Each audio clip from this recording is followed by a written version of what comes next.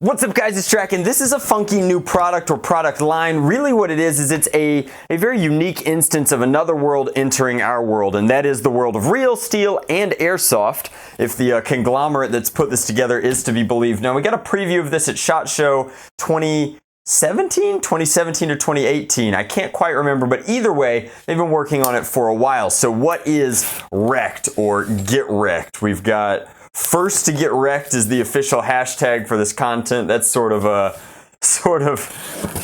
unfortunate. I don't know if I want to be the first to get wrecked, but I definitely do appreciate Umarex for allowing me to be one of the first to get my hands on this, take a look, and share it with my audience. Because as one of the internet's favorite foam flingers, I figured we should, alliteration aside, take a look at this. So good logo, looks like you're really throwing it to him knuckle style, and then somehow this package has to open. So it's got very interesting packaging. Looks like a Velcro ribbon comes off, same logo up top, and inside here we have a pretty cool review. So after ransacking the web, we have selected you to be among the first to play Rekt. We're confident that you, your friends, your followers will enjoy these new CO2 powered dart launchers. So what this is an almost video game style tray with a combination of red and blue pistols. They are CO2 pistols, and they just have amazing ergo to them. I imagine that has nothing to do with the fact that Umarex not only makes Walther firearms, but also has a huge line of airsoft AEGs and pistols, which I'm actually a big fan of and shoot myself. So these are very cool. The slide does nothing. I would consider that locked. The slide lock does nothing. Now here, there does appear to be a switch for safety, and then very in line with how these blasters normally work, airsoft style, although opening in a different direction. We have an area here for a cartridge, which I believe Umarex has decided to include here.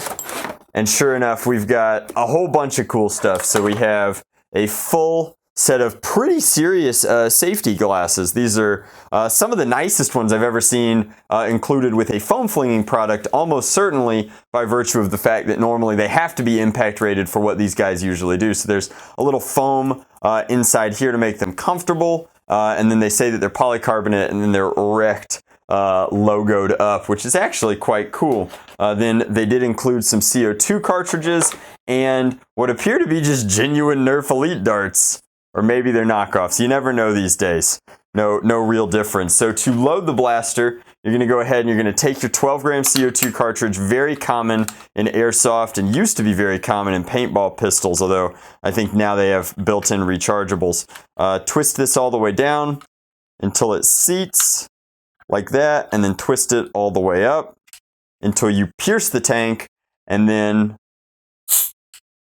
load up and in. So we're going to do a quick stress test outside to see how many darts you can fire before losing FPS. So we're actually not going to fire it inside at all. We're going to take it immediately downside and see kind of how long it'll hold pressure over the course of how many you can fire. All right, we'll do the first shot in here because I just can't resist. So you load in like this. It would seem the barrel is designed to be just that length, no additional barrel, and then fire. And there's way less blowback than I thought.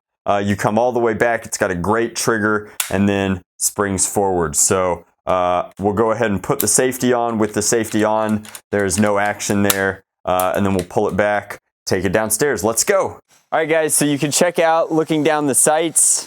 Actually kind of cool. They're not tritium or anything, but they're designed sort of kind of to look like it. This honestly has, in a lot of ways, a kind of, I don't know, every time I say what I feel like a firearm looks like, you guys are always like, that's wrong. It's definitely a modern polymer frame handgun style design. Let's just leave it at that. Let's go ahead, put a couple over the chronograph. So same cartridge, this would be shot number 2. And 94 is not terrible. 88. 95. 94. 98. Still can't break 100. There we go. Asking ye shall receive. 101, not bad. 109 is actually quite good. And then 94. All right, so for our 9th and 10th shot out of this magazine, we're actually going to ramrod all the way into here a Worker Gen 3. See how that performs. 91, not great. You would think more effective barrel length would give you a higher FPS result.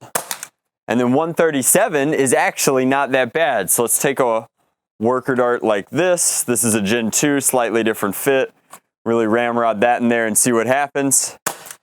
65, so not consistent. So these are, I think at this point these are basically the best darts on the market. So that's 11 shots. And we'll grab 5 bamboo darts, as the community's decided to call them, from Dart Zone Pro.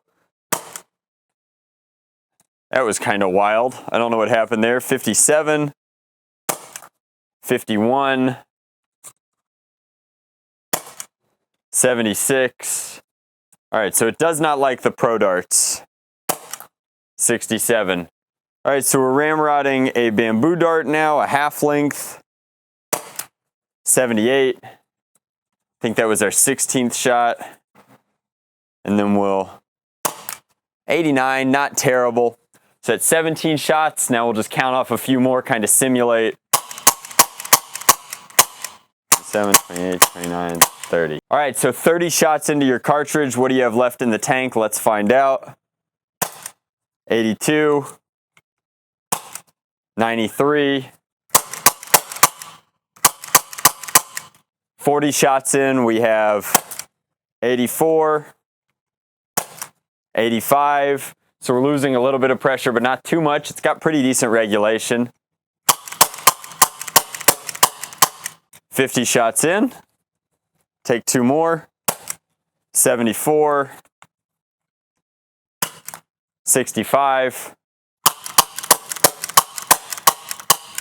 It's 60 shots in our initial cartridge. Let's just see where we're at. 72. 71. All right, 70 shots in. 75. 58.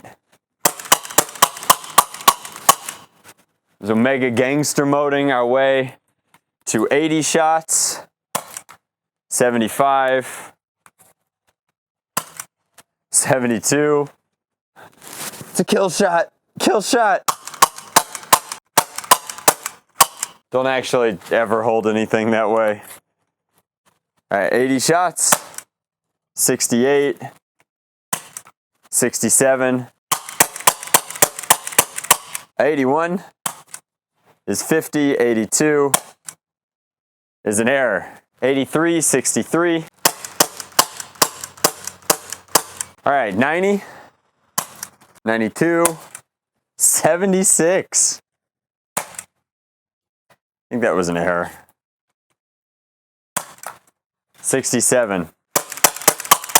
All right, so this is 100 shots into one cartridge. 62. Let's just see what it takes, guys.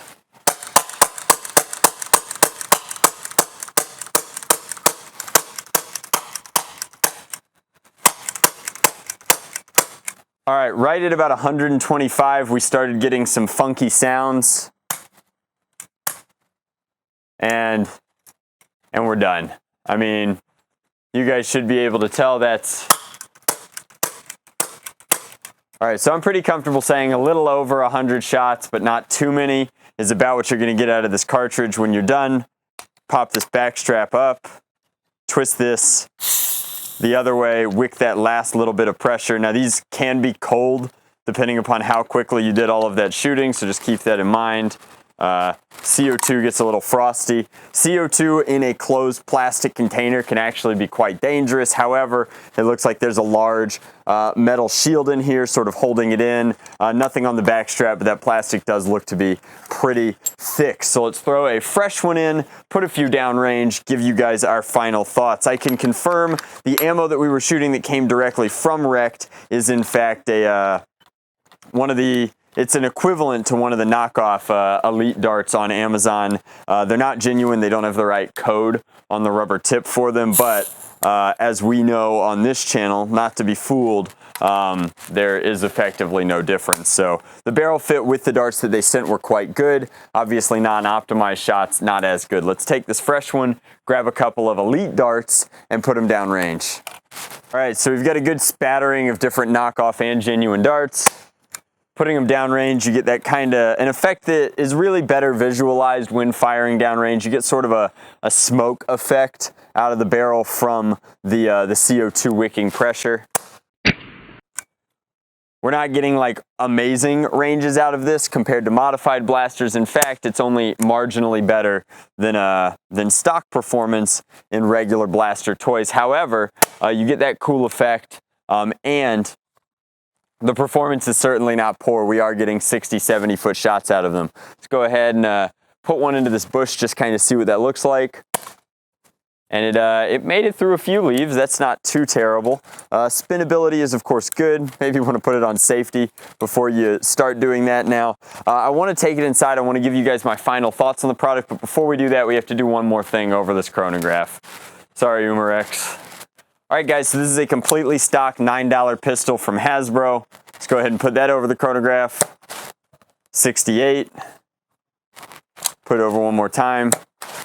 Duplicate 68, so very consistent. And this is another pistol, an actually cheaper one from the Rebel line from my buddy Chris Cartaya with about $1 in brass shoved in it and a slightly tougher spring. Let's see what it's doing. 169. Try one more. And duplicate 169, so also very, very consistent. Now, what are the advantages of this system over something like that? Well, if something is going to claim to be performance-based, it needs to have really good performance. And its performance is quite consistent. It's consistently decent. It is easier to load. They're all front-loading pistols. However, the only primary advantage to get 100 FPS over something that costs significantly less is that you no longer have to do the priming. You've reduced your reload action from one action of putting a dart into the barrel and pulling the trigger to 1, 2, 3. So 2 actions versus 3 actions, a little bit quicker in that regards. Now, what makes this product exciting? What am I actually jazzed for here if it's not explicitly performance-based? Well, there is one thing that I can think of that's particularly exciting about something like this. It is another company with serious power, amazing access to arenas, and competency in running and sponsoring events entering our space. It's very exciting. It's very cool to have somebody else approaching the hobby, approaching the industry in a different way, from a different angle, with a different power source. And there are tremendous advantages to stored energy. There are also disadvantages, but in a world where arenas start opening up and warming to the idea of foam dart blaster wars, I think that that could be very, very exciting. As I'm prone to saying frequently, the rising tide raises all ships. And in a world where paintballers and airsofters are kind of given a gentle entry into our hobby space, and then vice versa, as well as arenas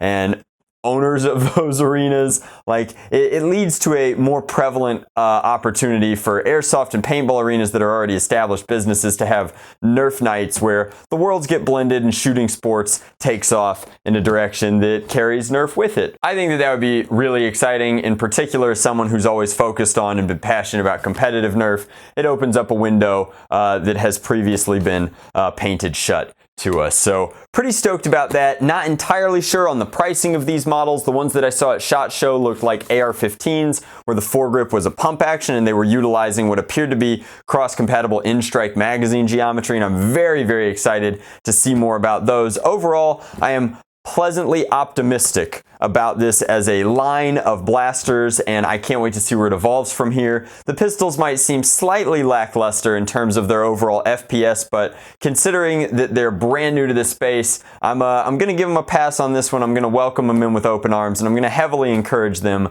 hey, get wrecked. Pick up a couple of Nerf guys. I think that we know a few things that could help you guys out. Cut down on some of that R&D. So with that said, much love, Nerf on, Drac out.